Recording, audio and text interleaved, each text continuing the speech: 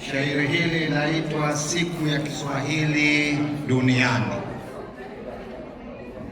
Naomba tusikilizane.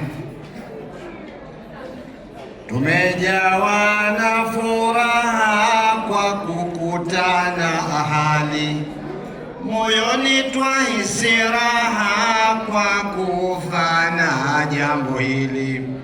Ni kama nyota ya jaha imeshuka pa shughuli, ni siku ya Kiswahili kinang'ara duniani.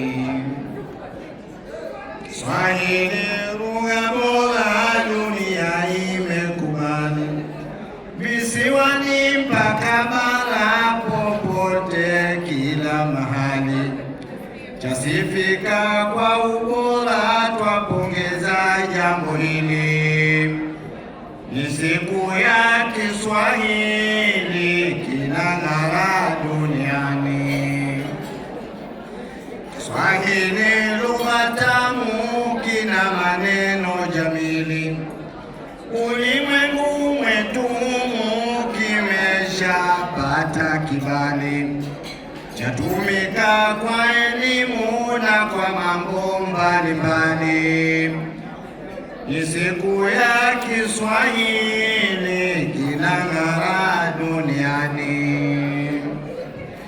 Nchi kavu na bahari, mabonde na majabali, chazungumzwa dhahiri watu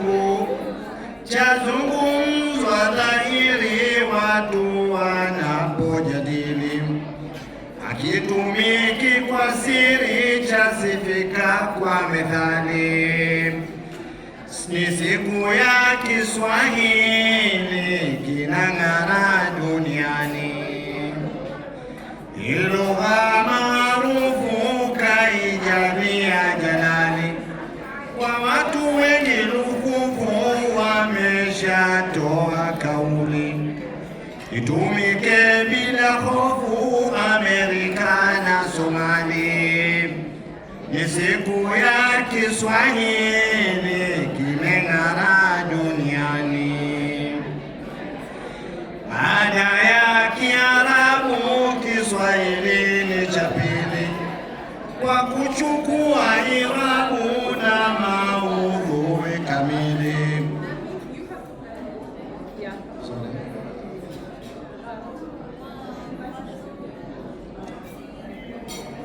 Baada ya Kiarabu, Kiswahili ni cha pili kwa kuchukua irabu na maudhui kamili.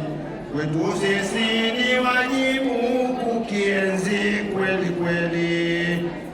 Ni siku ya Kiswahili kinang'ara duniani.